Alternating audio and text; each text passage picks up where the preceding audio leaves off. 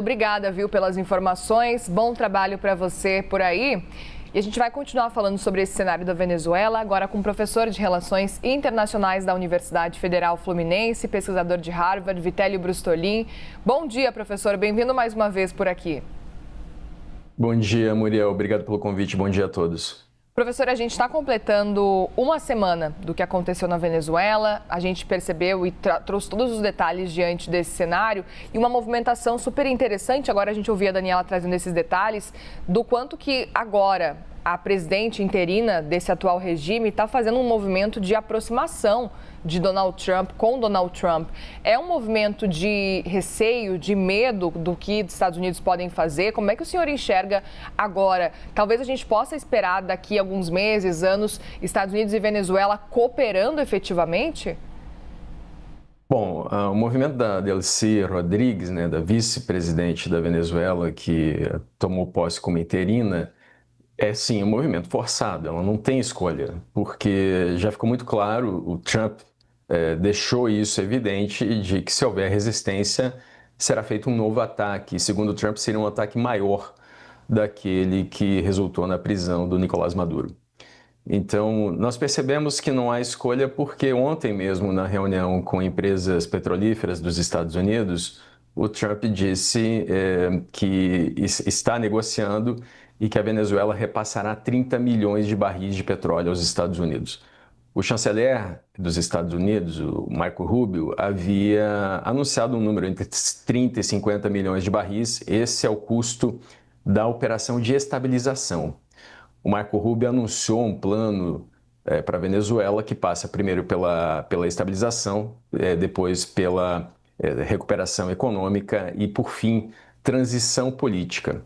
Então, Muriel, em algum momento, se esse plano continuar funcionando do ponto de vista dos Estados Unidos, e não do ponto de vista da Venezuela, evidentemente, desse governo da Venezuela, em algum momento deve haver uma transição de poder, eleições acompanhadas com possibilidade da oposição concorrer com direitos de igualdade contra o regime que está no poder, embora nós saibamos que nas eleições de 2024 a oposição venceu as eleições porque as atas colhidas pelo Centro Carter, autorizado pelo governo da Venezuela, foram entregues à Organização dos Estados Americanos, então está comprovado que o regime que está no poder perdeu as eleições por 67% dos votos, Muriel.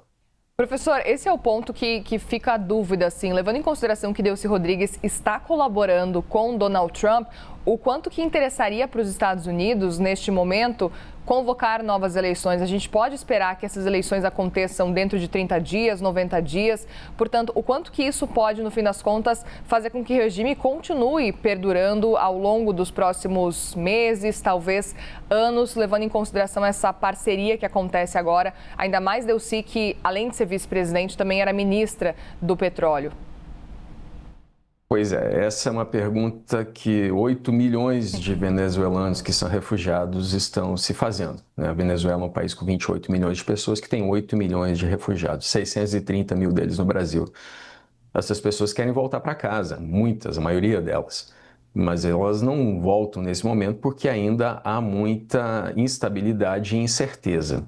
Em 30 dias a transição não vai acontecer, o próprio Trump falou isso. Os poderes da Delcy Rodrigues seriam, em tese, por 90 dias. O Congresso da Venezuela, todo cooptado pelo regime, também o Jorge Rodrigues, que é o irmão dela e presidente da Assembleia Legislativa, deixou claro que o tempo dela no poder é de 90 dias, é isso que prevê, inclusive, a Constituição venezuelana. Agora, Muriel, existe uma questão de possibilidade, de viabilidade. Por quê? O regime que está no poder na Venezuela é sustentado pelos militares. São 340 mil militares, contando os paramilitares. E esse regime tem 2 mil generais, que é um número muito acima do necessário para um contingente desse tamanho. Para a gente comparar com o Brasil, por exemplo, nós temos um contingente de 360 mil militares, temos 300 generais. Já é considerado muito. Então, esses generais, eles controlam áreas da economia, controlam mineração, controlam parte do petróleo, controlam contrabando, alguns estão envolvidos com tráfico de drogas, conforme demonstram relatórios de inteligência.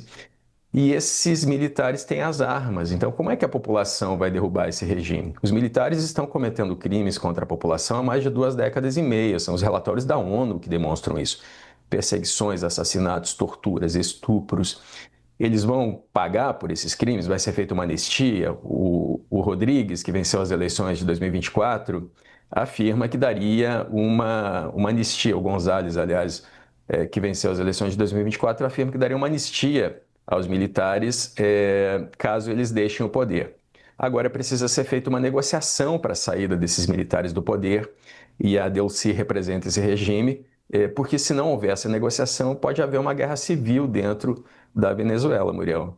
Pois é, professor. Também aproveito para te perguntar, diante desse cenário, muito dessa movimentação e dessa parceria que a gente tem acompanhado, que pode vir a acontecer e se desenrolar ao longo dos próximos meses entre Estados Unidos e Venezuela, tem relação com o petróleo. Donald Trump não esconde esse cenário e eu gostaria de saber a sua percepção diante das falas do governo dos Estados Unidos. Donald Trump deixando muito claro que está contando com o petróleo venezuelano logo mais, talvez ano que vem já, ele está vendo um cenário de restauração do petróleo venezuelano, do sistema petrolífero venezuelano em pouquíssimo tempo, mas todo especialista que a gente conversa, nenhum especialista está vendo um cenário tão rápido assim de começar realmente a produção ou ampliar a produção de petróleo na Venezuela, como é o esperado por parte de Donald Trump, em tão pouco tempo, para já começar a fornecer mais de 30 a 50 milhões de barris de petróleo para os Estados Unidos. Portanto, como é que o senhor enxerga também esse cenário? A gente viu o próprio Donald Trump falando que a Venezuela vai comprar muita coisa, exportar muito produto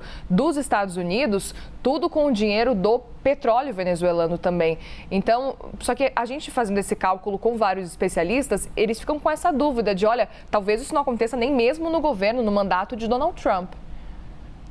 Bom, a conta que a Chevron fez ontem na reunião com o Trump é de que em 2 anos seria possível aumentar a extração de petróleo da Venezuela em 50%, ou seja, ainda é pouco. Se a gente voltar antes do chavismo, a Venezuela chegou a produzir 3 milhões de barris de petróleo por dia.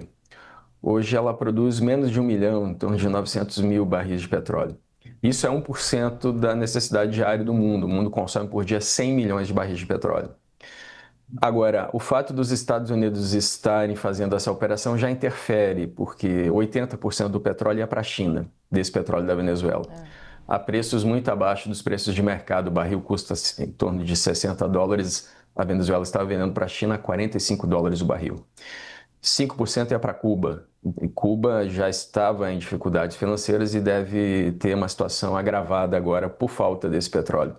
15% ainda iam para os Estados Unidos via Chevron, que é a única empresa americana que ainda tem autorização do OFAC, do escritório do Departamento de Tesouro, para comercializar com a Venezuela. O Trump alega que outras empresas tiveram seus direitos violados. Então, a ConocoPhillips, por exemplo, ou ExxonMobil, quando lá em 2006 o Chávez estatizou as riquezas da Venezuela a despeito dos investimentos que essas empresas tinham feito em infraestrutura para a extração do petróleo. Então, inclusive, essas empresas processam a Venezuela, né? Tanto a ConocoPhillips quanto a ExxonMobil. De qualquer forma, Muriel, é um cenário que já altera, já mexe com a geopolítica, justamente porque tira uma parte do suprimento de petróleo que estava indo para a China. Não sabemos quanto estava indo para a Rússia, porque a Venezuela comprou muito armamento russo em troca de petróleo. Também a Rússia estava revendendo esse petróleo. De qualquer forma, é um cenário, sim, de médio e longo prazo e não deve ser fácil, nesse momento, restaurar a capacidade de extração na Venezuela. Inclusive, as empresas que se reuniram ontem com o Trump pediram garantias de segurança, porque elas temem instabilidade, inclusive dentro dos Estados Unidos, no governo dos Estados Unidos, que possam interferir nas operações delas, Muriel. Bom, a gente vai continuar atento e quero continuar também contando com o seu auxílio para entender um pouco mais desse cenário ao longo aí dos próximos meses, porque as dúvidas com certeza vão continuar surgindo. Professor de Relações Internacionais da Universidade Federal Fluminense, pesquisador de Harvard, Vitélio Brustolin. Obrigada mais uma vez, professor. Um bom fim de semana.